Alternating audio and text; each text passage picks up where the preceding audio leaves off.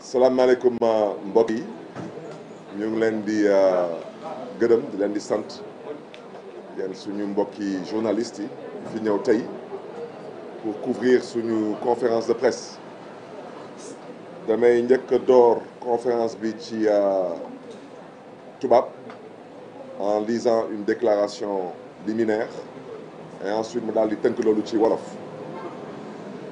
Chers compatriotes, distingués invités, chers journalistes, chers camarades de Sénégal bi ñu bokk, c'est avec une gravité que nous avons appris la mise en garde à vue de certains journalistes du groupe 7TV et de la télévision TFM. Je voudrais dire que cela relève aujourd'hui d'une atteinte à la démocratie sénégalaise. On ne peut pas reprocher à un journaliste d'exercer sa profession. Et j'espère bien sûr que la fameuse information qui circule, qui a été relayée par notre compatriote M. Madiambal Diagne, que je salue au passage et que j'encourage, j'espère que les Sénégalais seront édifiés sur cette information. Parce que si elle est avérée, elle serait éventuellement d'une gravité extrême. Je voudrais aussi dire que c'est avec gravité que nous avons accueilli lundi dernier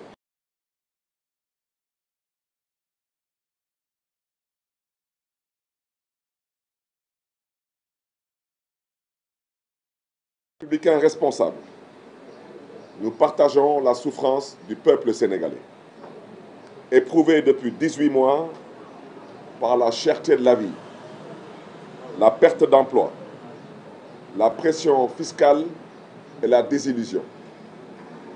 Oui, une baisse du coût de l'énergie aurait pu être une bonne nouvelle. Mais encore faut-il qu'elle soit réelle, faisable et sincère. Or, cette annonce semble tout sauf sincère. Elle intervient dans un contexte de désordre budgétaire inquiétant et de promesses économiques non tenues.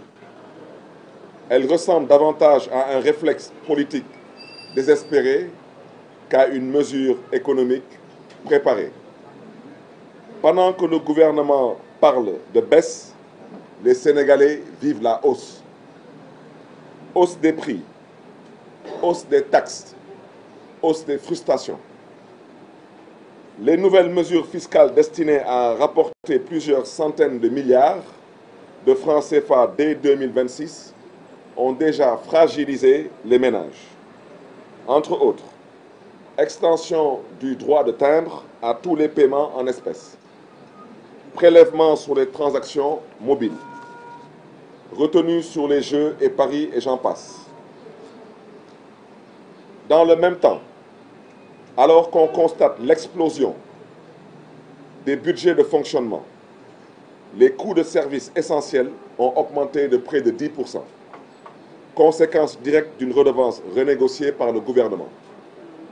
Résultat, des familles épuisées, des retraités asphyxiés, des jeunes sans emploi, des mères de foyers qui se battent chaque jour pour remplir une marmite devenue symbole de survie.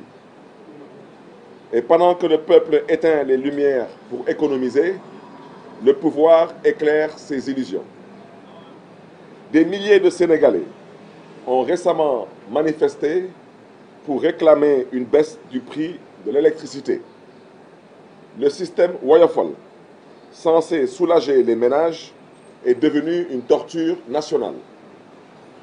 Et c'est dans ce climat d'exaspération que l'on ose encore divertir les Sénégalais en annonçant des mesures insensées.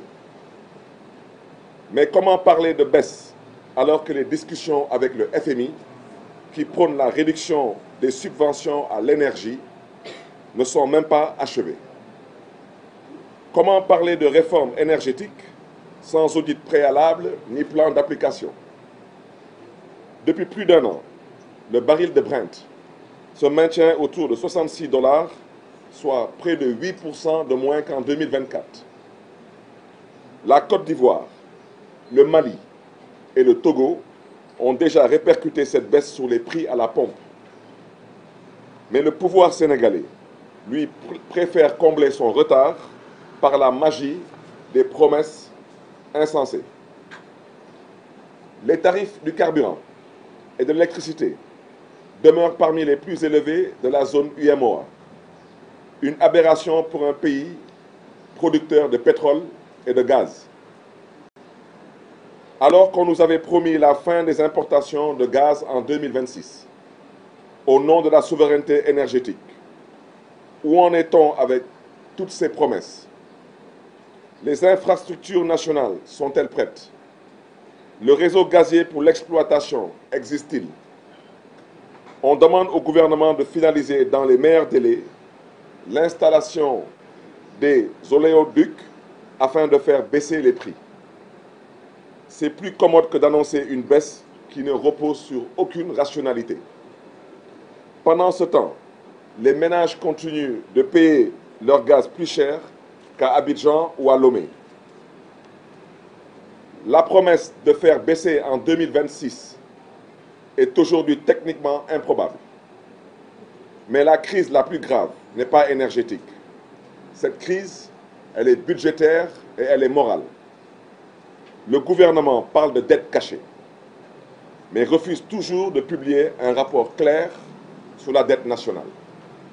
À ce stade, vous me permettrez tout de même, en tant qu'acteur politique, en tant qu'ancien parlementaire, de demander aux autorités de ce pays, si elles considèrent tout de même qu'elles sont les autorités, on leur demande de publier les rapports comme le stipule la loi.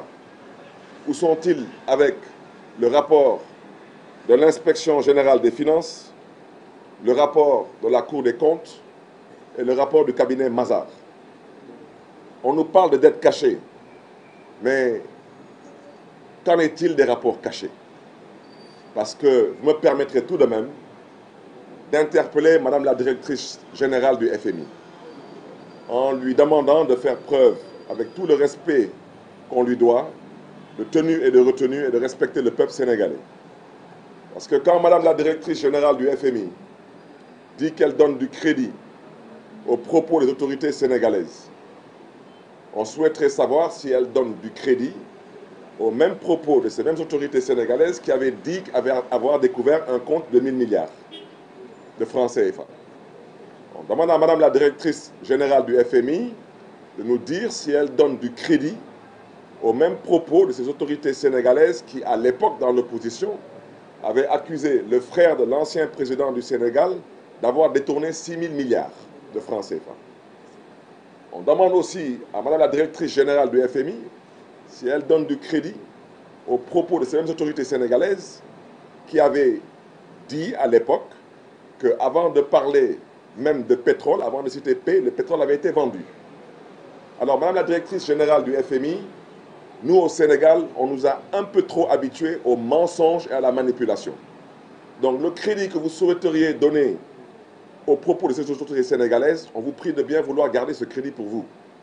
Parce que nous, pendant ce temps, nous savons à quoi nous en tenir. Et je souhaiterais surtout dire, à l'endroit de Madame la directrice générale du FMI, qui s'est exprimée en anglais, qu'en toute modestie, nous parlons anglais et nous comprenons anglais. Madame la directrice a parlé de misreporting et de dette cachée. If there is a misreporting, you should be able to say how that happened and not why it happened. If there is a hidden debt, you should be able to say how that happened and not why it happened. And I would also like to say that if there is a hidden debt, then that means that it doesn't need to be paid back. Ce que je veux dire par là, c'est que s'il y a une dette cachée, on n'a pas besoin de la rembourser. Je le sache. Ça veut dire que si vous devez de l'argent à votre banque, et la banque n'a pas vu que vous lui devez de l'argent, ce n'est pas la peine de rembourser la dette. Donc, il faudrait que Madame la directrice générale du FMI nous explique à l'exception du marché régional, quand le Sénégal emprunte, que ce soit en bilatéral ou en multilatéral à l'international, nous empruntons en devises. Alors que Madame la directrice du FMI nous dise depuis quand et par quel canot l'argent que nous empruntons au niveau des institutions de Bretton Woods arrive directement dans le compte du Trésor sénégalais, sans passer par la Banque centrale. Donc, s'il y a une dette cachée, il faut qu'on se comprenne. Ça veut dire que, premièrement, le directeur du FMI pour l'Afrique doit être viré. Tous les fonctionnaires du FMI qui sont ici en fonction à Dakar doivent être virés. Et tous les fonctionnaires de la Banque centrale doivent tous être virés pour incompétence notoire.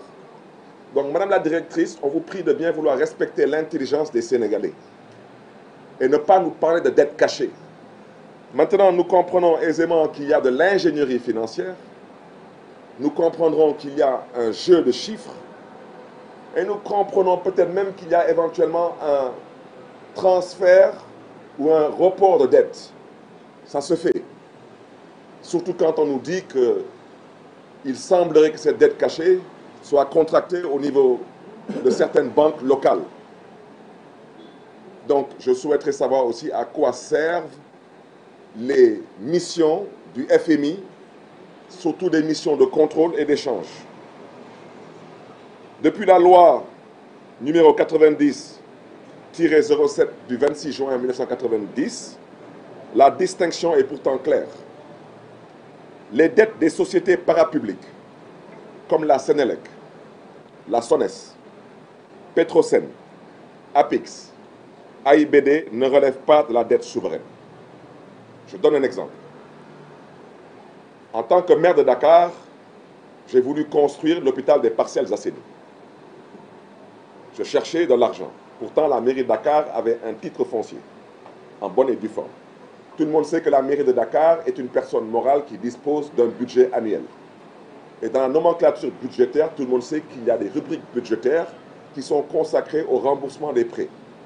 Mais toutes les banques nous ont demandé d'avoir une garantie souveraine. Ça veut dire une lettre signée du ministre des Finances qui dit qu'elle couvre le prêt de la mairie de Dakar pour le nom et le compte de la mairie de Dakar. Mais c'est la mairie de Dakar qui contracte le prêt. Et l'État du Sénégal s'engage seulement à dire qu'au cas où la mairie de Dakar serait en banqueroute ou disparaîtrait, elle s'engage à rembourser cet argent. Mais ce n'est pas une dette de l'État du Sénégal. C'est une dette de la mairie de Dakar. Air Sénégal, l'État du Sénégal est dans l'actionnariat de Air Sénégal. Mais dans Air Sénégal, des gens peuvent acheter des actions. Mais si Air Sénégal, pour acheter des Airbus, décide de contracter un prêt et qu'il aille acheter des Airbus ou des Boeing, mais ce n'est pas une dette de l'État du Sénégal. C'est une dette qui sera remboursée une fois de plus par la comptabilité de Air Sénégal. Donc, il faudrait qu'on nous explique sur quelle base juridique et comptable a-t-on reclassé ces dettes pour bâtir et créer un récit autour d'une dette cachée. Et à ce stade, je voudrais rendre un vibrant hommage au président Macky Sall. Parce que Macky Sall, il a endetté le Sénégal, c'est vrai. Mais il a endetté le Sénégal pour financer son développement. Quel est le Sénégalais qui n'est pas fier d'avoir aujourd'hui un TER? Qui lève la main. Quel est le Sénégalais qui n'est pas fier d'avoir aujourd'hui un BRT? Qui lève la main. Quel est le Sénégalais qui n'est pas fier aujourd'hui de voir les hôpitaux qui ont été construits, les universités, les routes, les autoponts? Le président Abdoulaye Wade s'est endetté et a endetté le Sénégal pour financer son développement. Qui n'est pas aujourd'hui fier de voir une autoroute à péage, un aéroport et j'en passe? Ces gens-là ont emprunté autant d'argent que le président Macky Sall l'a fait en 2 mandats. Est-ce qu'il y a un journaliste ici qui est capable de nous montrer un seul rond-point qu'ils ont pu construire en 1 an et demi? Un seul rond-point. Alors franchement, quand on n'a rien à dire, on ferait mieux de se taire. Nous exigeons la transparence totale sur la dette, y compris surtout sur les eurobonds qui ont été émis depuis 2024. À quelle fin? À quel taux? À quelle échéance? Et surtout, à quel coût pour les générations futures? Le peuple sénégalais a le droit de savoir ce qui s'est négocié en son nom. Et pendant qu'on parle de dette, que sont devenus les fonds destinés aux urgences?